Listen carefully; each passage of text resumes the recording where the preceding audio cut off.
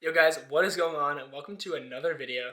So many people make the exact same mistakes in their ad account, and so on this Monday night I want to quickly film a video about a few things that Anthony and I have really applied to our ad account to see consistent ROAS, consistent performance, and overall just better health on Facebook, less page score issues, less ad account bans, BM bans, etc. So stick around for this super quick video. Some tips you may have heard before, some tips you may have not heard before, but regardless, I'm going to elaborate on it all. So stick around, here we go. Alright guys, welcome to the real video.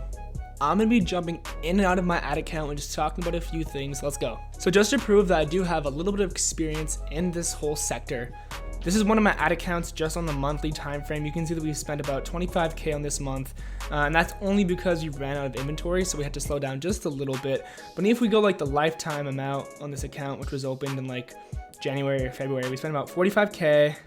You can't really see the ROAS because iOS is weird, but as you can see, there's a bunch of threes, twos.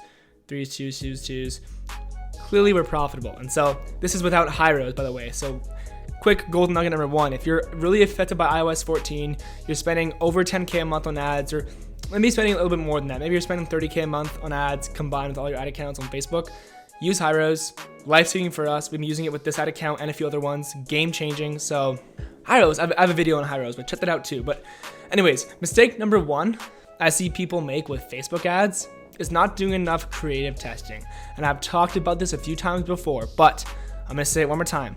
A lot of people spend way too much time inside the ad set level in here, looking at all the lookalikes they're running, all the audiences they're targeting, etc., which is obviously important, and not as much time in the ad level, in the actual creative level where you're writing copy, putting your images in, your videos, etc. That is the determining factor on Facebook. If there's one thing that you want to get from this video before you leave this tab, because my watch time is so shit, please focus on creative with Facebook. So many people get this wrong and they think it's in their targeting and they change their audience. They dupe the audience 50 times.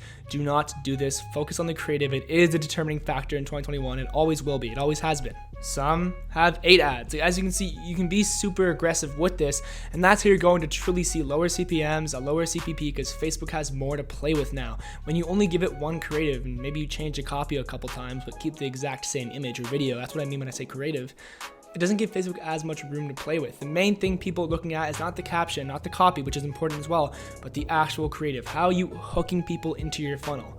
Which leads me into problem number 2. People prioritize top of funnel over everything in e-commerce. And it simply just mind boggles me because so many people contact me on my Discord server, which is free, link below, and they say, Corey, my top of funnel campaign is break even or unprofitable. I'm not sure how to fix this. How can I fix this? I'm getting tons of traffic, but I'm break even. How do I fix this? And I'm saying, that sucks. Like, obviously it's not the best situation to be break even on top of funnel. Obviously the best scenario is to be profitable, but if you're breaking even, that's fine. I would keep running my ads and then focus all of my efforts on bottom of funnel and remarketing. And so this is also another situation where a lot of people just go missing. They only retarget the most simple audiences they can think of, like the page viewers, the add to carts, which is obviously where you're going to make the biggest bang for your buck. But retargeting all those smaller re-engagement audiences, like your video viewers, people that interacted with your Facebook page, your Instagram page, maybe they went on your website for a specific time period, longer than others. These are also golden audiences that you can retarget and make back your money that you lost or broke even on that top of funnel.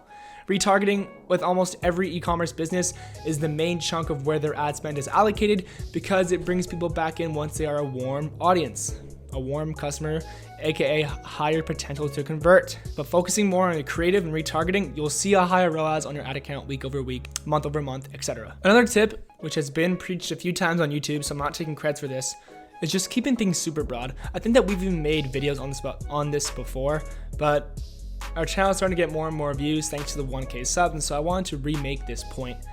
Keeping things broad, especially after you have a somewhat significant amount of purchases, is so important.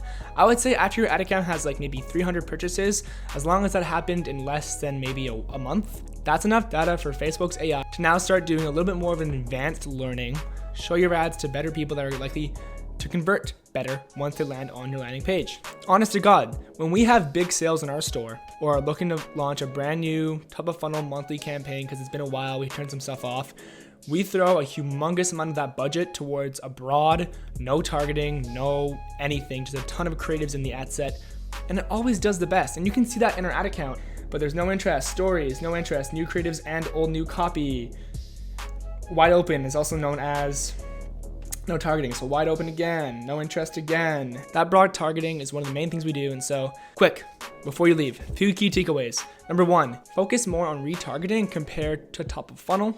Number 2, focus a lot more on creative versus the actual audience you're targeting. No one knows your audience more than Facebook, even after iOS 14. It's just the way it is. Facebook has so much data. Their AI is a genius. No algorithm is as advanced and as intelligent as Facebook's yet. Snapchat's coming up. TikTok is nowhere to be close. Their system is so weird. However, Facebook's the best. It's the king. Let it do its thing over time. That rhymed. Let it do its thing over time. I promise you that's kind of the best way to go about it. The last gold nugget, I think, is number 4 or 5 here that I want to talk about, is just naming your ad sets and your ads accordingly. When you have a smaller ad account and you're first starting out and you're not spending that much money per day, per month, per week on ads, it's kind of okay to have an open-ended strategy when it comes to naming your ad sets and whatnot. But as your account grows, as you begin scaling and having multiple campaigns on, all kinds of ad sets, and of course creatives, if you follow these steps, you're going to see there's a ton of stuff just stacking up in your ad account. It's all over the place. And so one of the main things that I'm really just huge on, especially in like Q2 2021, is making sure that we have a set naming kind of procedure in place so that when we are in our ad account, we can kind of see, okay, this was picture number 1 with copy number 2. Okay, this was video number 3 with copy number 8. And right away, we can just easily tell what's working, what's not, without having to click 1,000 things and look at a bunch of analytics. We see one thing, we know what it is, and it's done. And there's no correct way to do this. Whatever works for you, just do it. I'm not gonna give you like a blueprint on how to name your ad sets and ads because we do it in a pretty weird way ourselves. But Anthony and I know what these mean, and so we're able to scale and we understand it. So as long as you can understand what you're looking at, there's no duplicates, and it's kind of all clean and clear and concise, you are good to go. That's pretty much it. Super quick Monday night video about Facebook ads. Some of the stuff you may have heard before, some of the stuff maybe you were a little bit like uneven on. Hopefully I cleared that up for you. I'm gonna wrap it up right here. Again, gotta remind you guys, I should have reminded you earlier, thumbs up on this video if it was valuable at all, if you're enjoying the quality of our content. Thanks once again for 1K subs, and I'll see you guys in the next video. Peace.